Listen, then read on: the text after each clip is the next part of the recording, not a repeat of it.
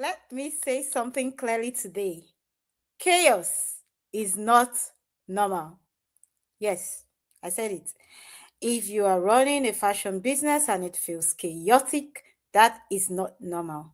It is a sign that your fashion business is missing a system. And today, we're going to be looking at the system of order fulfillment. That may just be the system that is causing chaos in your business. So let's explore it. Order fulfillment, nothing else. No marketing today, no talent today.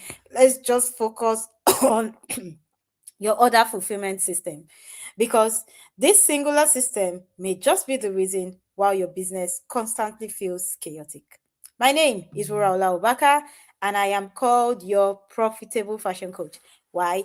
Because I'm the only one who is obsessed about ensuring that your fashion business is profitable.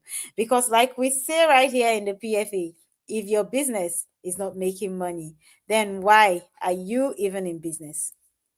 So, you know, many times we run systems where a customer will ask, is my dress ready?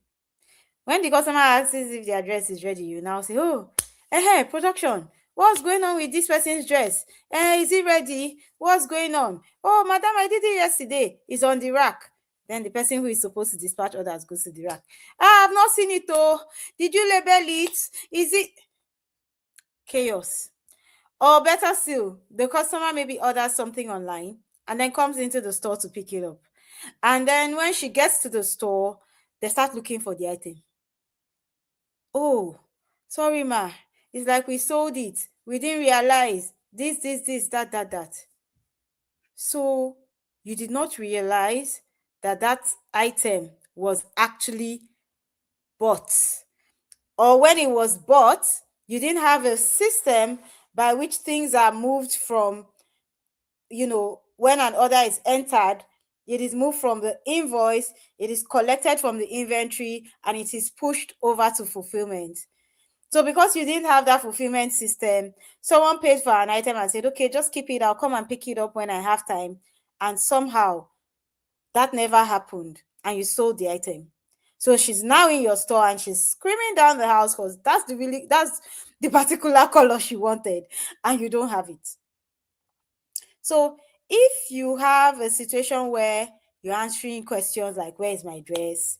People are running up and down, checking different racks, or they come to pick up a dress. You're like, oh, there are two of the same dress. Remember, you're ready to wear brand bar, so you have two of the same dresses. They put it inside delivery bag, but they didn't even measure it. They didn't even measure. So you don't even know what customer owns what outfit. Now, these outfits are in the delivery bag. So maybe the dispatch rider now comes to pick up and you're like, okay, which one is this? Which one is this? Before you know it, you've swapped orders. And true story, this has happened to us before at Wura. Like I say all the time, I'm also the founder and creative director of Wura. Wura is a Nigerian ready-to-wear brand that creates classic dresses for confident women. So most of the things I share are out of my personal experience. So I once had this particular order mix up. One was actually going to the UK and one was going to Canada. But the one that was going to the UK was supposed to be delivered to someone in Nigeria who was not supposed to take it to the UK. Now, this customer in Nigeria gets the order delivered to her. Thankfully, she opens it. And when she looks at it, she sends a picture and says, this is not my order. And then fulfillment team picks it up and then realizes that the orders had been put into bags, but somehow the labels were swapped out. And many times I say on this live that if you ever have a problem in your business, that is a sign that there is a system that is missing. So what did we do? Thankfully, we were able to get that order back and then swap it out before she traveled the next morning. And the other one hadn't yet gone out, thankfully. But imagine it had. It would have cost, number one, the customer a lot of discomfort. And beyond that, it would have cost the business a lot of money because we're talking about international logistics, getting it back, returning it back. So it would have cost us a lot of money. Now, because of that singular issue, we created a system around order fulfillment. We created an order fulfillment SOP. So now There's a system that ensures that that type of mistake never happens, both from the time the order is picked up to the time the order is entered, to the time the order is retrieved from the inventory, to the time it is put into the carrier bag, to the labeling of the carrier bag. So a simple thing, for instance, is that we never close the carrier bags to label. So before you pick up an order, you already have the label for that order waiting. So once the order is going into the carrier bag, it is going in, with the label on the outer flap. And you leave the carrier bag open so that you can still confirm it against the invoice before it is sealed when the logistic company comes to pick it up. So we're able to systemize it. And no, I'm not saying it to you by mouth. We actually have it written down so that anybody that steps into that role of order fulfillment can actually pick it up and work with it. Now, that is the whole idea. So, if you find yourself constantly stepping in as a founder to rescue orders, to rescue deliveries, to rescue mistakes, then you don't actually even have a discipline problem. You have an order flow problem. There is a problem, with the way your orders flow. So, what are some things that we have normalized? What are some things we have normalized in this order fulfillment process? Sometimes when things like this happen, we say, this is our fashion business. That's just how it is. Oh, all these things, they happen, they happen. Those are some things that we have normalized. And those things I call normalized nonsense, because that's exactly what it is. If you have a system that is not working, it's not enough for you to say, oh, all this customer self, that wahala is too much. I bet she said this tomorrow that she was coming to collect the order. Why did she come today? If she had come tomorrow night, it would have been ready. So instead of us to actually look inwards and say, what went wrong and what can we do to make sure this never happens again, we blame the customer. We start throwing blames. Remember, every time that you find an issue coming up in your business, that is an invitation to systemize. That is an invitation to create a system and document it. Don't keep it in your head, because things that stay in your head, that's exactly where they stay, right? Because nobody has the privilege of knowing what is in your head.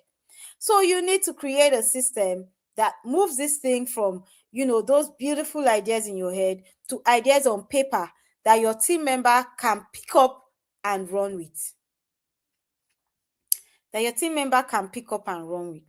So unpredictability in any part of your system, whether it's your order fulfillment system or any part, fulfillment, inventory, unpredictability is usually as a result of undocumented workflow.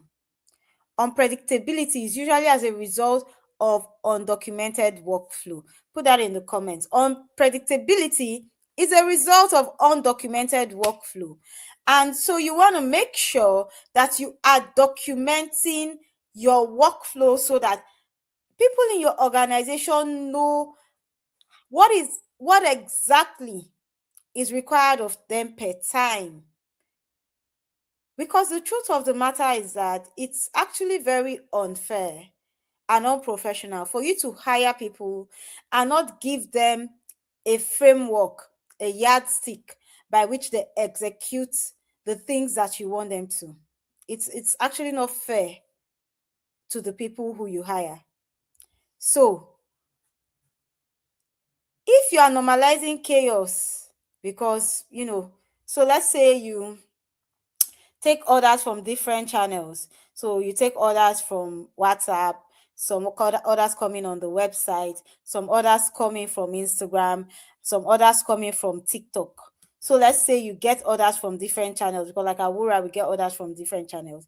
You have to now create a centralized system of order fulfillment, because if not, if you don't have a way by which these orders are tracked to even know where they came in from, you may need to have some clarification of an order. Maybe someone sent in the wrong delivery address or the wrong postcode, or even an incomplete phone number. But somehow, because you did not track where this order came from, you are confused, and then you keep the order, hoping that the person reaches out to you to complain before you say, oh, your details were incomplete. Another thing that even creates chaos is that you have all these roles, but you have not defined ownership. So let's say you have two people in your store who maybe one is a procurement officer, one is a runner, or you have a manager and that manager does logistics and whatever else. So you told her, so anytime order comes in, you can just pick it and deliver. But there's no document that defines that this SOP, this order fulfillment SOP, this is the SOP owner. This is the owner of this SOP and this is what you're supposed to do. You don't have that defined document. So, you know what they say now, Mr. Nobody. Everybody's business is nobody's business. So nobody is actually the owner of that role in your organization. And that in itself is a flaw. So if you have a situation or a circumstance where your orders are entering randomly, you don't track where those orders are coming from, you don't track, who is the owner. There's nobody who is the owner of this order fulfillment system. There's no one who owns that role within your organization. You don't have any standard for how, by the time you pick up the order, enter it in the inventory, so you deplete the inventory, label the order, cross-check the measurements, package it in a bag and affix the delivery shipping label, seal the bag, and then hand over to the dispatch officer. So let's say that's your simple flow chart, but you don't have this documented. So people don't know where their work starts and where it stops. So maybe the manager may pick up the order, pack it, and then she says, oh, this person was supposed to go and deliver it, or she was supposed to call the rider. Oh, this person will say, oh, no, I didn't know. It's not me that was supposed to call the rider. I thought this other person will call the rider. So inside calling rider or no calling rider, your order is with you for 2 days. And meanwhile, you promised 24 hours delivery. So these are some of the things in our systems that actually cost us money and cost us, missed opportunities. Because if you promise a customer, remember, one of the big ways of actually cashing in on ready to wear is that your item is ready. So you're able to take advantage of that convenience that the customer craves. Oh, I want something now, I'm traveling tomorrow, and you can deliver. So if you lose that out in your order fulfillment system, chances are that customer is not coming back. Do you agree with me? If you agree with me, put it in the comment section. So chances are that customer is not coming back. So you need to make sure that you are not losing out. Now let's explore what is actually order fulfillment. When we say order fulfillment, what do we mean? What do we mean? For me, I simply define orders fulfillment as the journey from payment to delivery. So after someone has sent you, you sent an invoice and someone has sent you a receipt, your order fulfillment journey starts. So of course they send you the receipt and then you say, okay, thank you. We are going to quickly confirm your order and inform you when the payment drops. And then you send a receipt that follows up their receipt, right? So you send a receipt, either whether it's a manual receipt or you send an updated invoice. So if you do, like personally at Wura, we use digital invoices. So when we create your invoice for you, when the order is paid and we mark paid, it sends you an email. And then when we mark dispatch, it sends you an email. When we mark delivered, it sends you an email. Whatever the case may be. If that is your process, then of course your order fulfillment process starts from the time that an order is confirmed. So your every order should pass through predictable stages. So you can have order confirmation, you can have measurement validation, and this applied whether you're a bespoke dressmaker or a ready-to-wear dressmaker. You want to confirm that the size 16. So maybe you pick out something from the rack, right? And the label, the tag on the label says size 16, and you have already told the customer that our size 16 is a bust 42, waist 38, and hips 46. You want to confirm those measurements to be sure that that particular size that was labeled 16, number one, corresponds with the measurement which you have advertised as a size 16. Now, if the customer sends in custom measurements, so they say, oh, yes, I want a size 16, but I want my length shorter, or could you make it a little bit more loose, maybe add 2 inches to your regular size 16. You want to now revalidate that measurement based on the instructions taken in your invoice to ensure that the measurements are matching with what has been agreed between you and the customer. So you have like order confirmation as your first step. You have measurement validation as your second step. The next thing you want to do is, so sometimes even as ready to wear dressmakers, there are some people who run a made to order model. And what a made to order model means that is that they make their samples or they make their trials, they put it on a fit model, and then they photograph. Now, based on that photograph, people can now place orders, and when the orders come in, they make them and then dispatch. So if you are running a made to order model, you now want to start assigning production. So based on the timeline that you have given the customer, you can now say, okay, production takes 3 to 5 working days. So you now need to assign production and say, this is the period for production, and this is what is supposed to be produced within that period.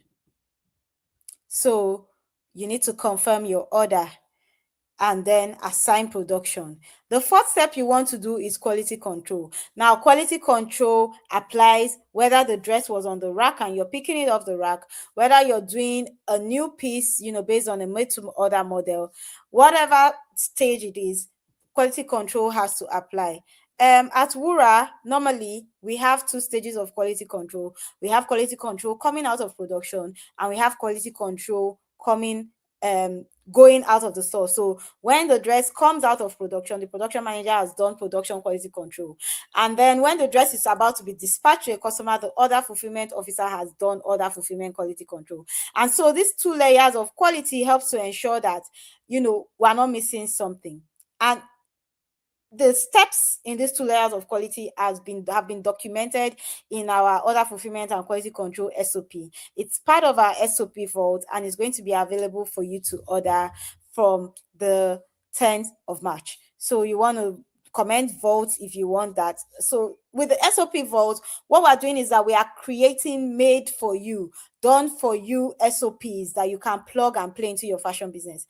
Why? Because I teach SOPs a lot, and a lot of time I get people saying, oh, I don't really know how to do this SOP thing. And when I'm creating SOPs, I don't really understand.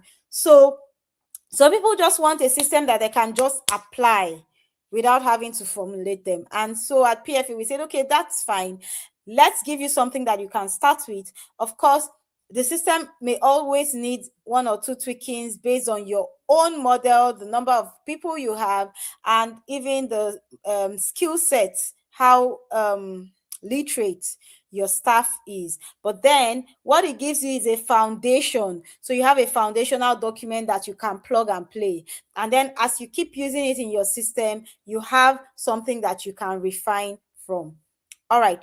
So you want to do the quality checks as stage 4, and then you dispatch. Of course, even with dispatch, you want to be sure that you're using logistic companies that are trusted, because order fulfillment doesn't end when it is dispatched.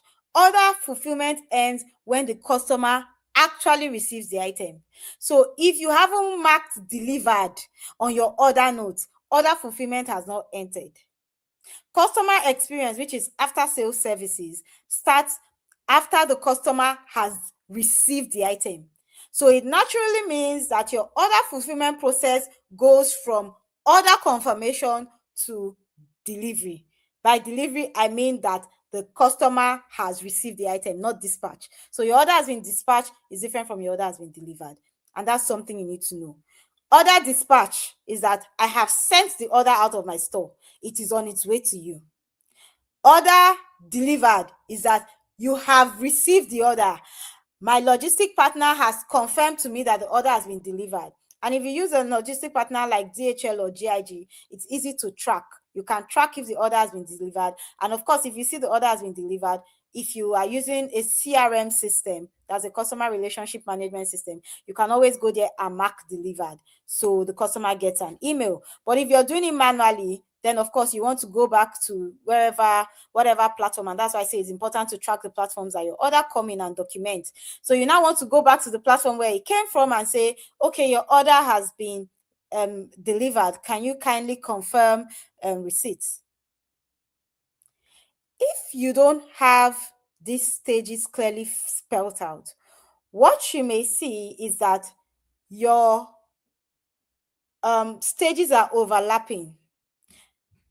They may overlap in terms of the personnel who is doing it. So one person's role is overlapping the other person's role, or they may overlap in terms of things not done in an orderly way. So instead of confirming the order, I've had I've had circumstances in my business, yes, my own business, where someone paid for an order and that order was not confirmed. So the order fulfillment officer did not confirm that that money actually came in. And then they dispatched the order, only for there to be a reversal, right? Only for, the money to not come in. So even if a customer sends you a receipt, part of your order fulfillment process must be that you have confirmed that that money has hit the bank account. If the money has not hit your bank account, then there's no order confirmation. And that's why even in SOPs that we create, we define what these things mean. So it's not enough for us to tell you order confirmation, measurement, validation, production assignment. We say, what does it mean for order to be confirmed? Or what does it mean for measurement to be validated? So that if someone is actually walking through, they have the checklist which you are ticking: order fulfillment check, measurement validation check, production assignment check.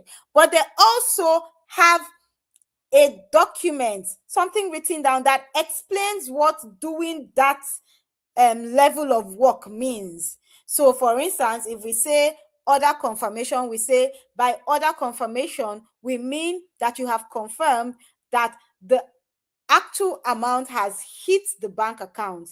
It must be in the bank account before order confirmation is complete. And once it is complete, you notify the customer that her order has been received and confirmed. Measurement validation, number 2. You say measurement validation would mean that you have cross-checked that the measurements of the fabric of the item corresponds with the customer's measurements and are matched correctly to the customer. So you must have a clear indication of what it means for that work to be done. That is how your SOP should be. And that is how the SOPs that we're creating that are done for you actually are. So, what are 5 practical steps you can take to make your order fulfillment processes easier? 5 practical steps. I'll give you 5 steps. Step 1, write out the exact journey every order follows. So write out the journey. I've given you a simple template of order confirmation, measurement validation, production assignment, quality check, dispatch, and then delivery confirmation. So you can write out the journey. If you have different stages, write it out. That is step 1. Step 2, assign ownership. So if different people have different roles, so let's say your sales team now is the one that does conversions. So your sales team is normally the one that they would have sent the receipt to. So you can say stage 1 is domiciled with the sales team. So it is the sales team who has to confirm that that order has come in. And then the sales team now sends the invoice along with the order note to the order fulfillment team. Now, for the order fulfillment, is the order fulfillment team that is validating the measurement, making sure it's okay. And if it is something that needs to be produced, the order fulfillment team now takes it to the production. If it's something that needs to be adjusted, maybe you have a slight adjustment in length or whatever, the order fulfillment team takes it to production. So you now have production assignment, and the owner will be production. And then production now gives it back to order control to do quality.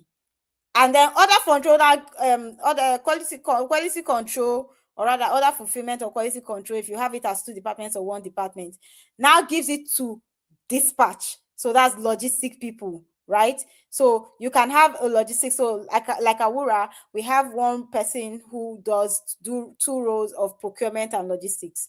So if things need to be bought, and if things need to go out, that's her. So you cannot hand it over to logistics person. So you must assign ownership of each stage. Who is the owner of each stage? There should not be shared responsibility at any stage. Don't say Alice or Doris. This who are we catching? Is it production manager? Is it sales rep? Is it? So you need to assign ownership of each stage. That is 2. Number 3, create an order tracking system. I would normally advise that all your orders enter into a centralized CRM system. If you say, okay, you want to use like a WhatsApp or Telegram platform, that is fine. If you want to use something digital, maybe Google Forms, Google Sheet, there's something that they fill and update every day, also fine. But you need to create an order tracking system, something that is visible. I would normally say use a Google form that links to a Google Sheet, so that at a glance you have a dashboard. And of course, there are other ways you can track your orders. Personally, we have a CRM that we use, so you can get a customer relationship management system that actually does all these things. There are many of them. There's Odo, there's Bumper, there's ERGP. There's so many. So look for, based on the complexity and the size of your business, that's what will determine the CRM that will. So even there's Zoho even still does good CRM. So you want to create one order tracker, have a visible way of tracking your orders. Number 4, install quality check before delivery. So like I told you, Awura, we have 2 levels of quality. So if you have a level of quality that is coming out of production, make sure you install a quality before delivery. So before that thing gets into the delivery bag, you need to do one last level of quality to be sure that the item is actually done. And then you need to define what order complete means. So your definition of an order is ready for dispatch. You need to define what makes an order qualified to leave the store. If you don't have a definition of this, you're going to have delays. You're going to have mistakes repeating themselves. Remember, clarity removes urgency. So if things are clearly spelled out, there's no kitty kata kata anywhere. All right. So I've given you 5 steps that you should take, 5 practical steps. Number 1, define your order stages. Number 2, assign ownership. Each person should own a stage. Do not have shared responsibility for your order fulfillment stages. Number 3, create one order tracker. So there should be a way by which you're tracking orders. Whatever way, I'm sure you will figure it out and then move on as you go. Number 4, install a quality check before delivery. Give yourself a way of checking that quality is done again before delivery. And of course, define what ready for dispatch means. Define what steps should have been passed through for an order to be said to be ready. Clarity removes urgency. Always remember. And why is this important? Because if your order fulfillment is clear, your staff are going to stop guessing. Your customers are going to stop being angry. You're going to stop firefighting as a founder. And when you give delivery timelines and say, oh, we deliver in 3 to 5 working days, or we deliver in 2 working days, those things are going to become predictable. Calm businesses are marked businesses. Yes, put that in the comments. Calm businesses are mapped businesses. They are businesses that their systems are mapped out clearly. So an order fulfillment SOP is simply this entire thing I've told you, this workflow documented so that it works every time. so that someone can come into your system and you can hand it to the person and say, this is how we deliver orders here. Please follow this. SOPs are great because they remove dependence. So without SOPs, you're going to find yourself constantly supervising everything, supervising the supervisor self. So you need clearly defined SOPs. Please, if you don't take anything out of today's life, remember that chaos is not a part of fashion. Let's not normalize nonsense. Chaos is not normal. It is undefined workflow that makes systems chaotic. So if you want calmer operations, you can start by structuring how your orders move. Because peace begins when work knows where to go next. When work knows where to go next, then you're going to come into a greater level of peace. So thank you for joining me on today's live. I hope you have learned something new. Let me know what you learned in the comment section. And of course, if you know me or if you don't know me, my name is Wura Olaobaka, and I am called your profitable fashion coach because I am obsessed about making sure you have the knowledge, the tools, the clarity you need to help you move your business from creative to profitability, from struggling to thriving. Thank you so much for joining us on today's daily fashion fix daily, and we'll be back here same time, 8:30 West African time tomorrow, when we'll be exploring yet another exciting topic. Have a nice day, fashionpreneurs, and make sure that your order fulfillment process is not chaotic.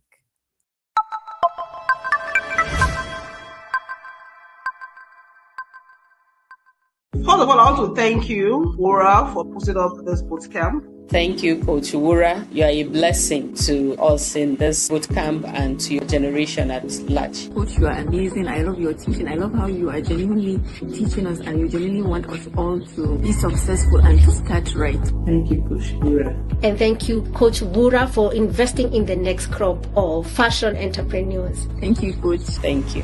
And so you're a fantastic teacher, being able to break down to the nitty-gritty in the simplest of ways that even a baby would understand and be able to implement. I have never had so much thinking about my business. Like, my eyes are just opening every day to new things. And I'm really grateful for this platform because it has made me to realize that in order to be successful, you have to build systems. It has really been an eye-opening journey for me. I finally understood the power of having clear, standard operating procedures for my business. I have never seen a more consistent person in my life. The kind of way you inspire us, even if we are ashamed to give excuses in the bootcamp. So for me, Wura is a real deal. Go and check her out. Thank you so much, PFA. I'm really proud to, call you my coach. Thank you, Coach Wura. God bless you.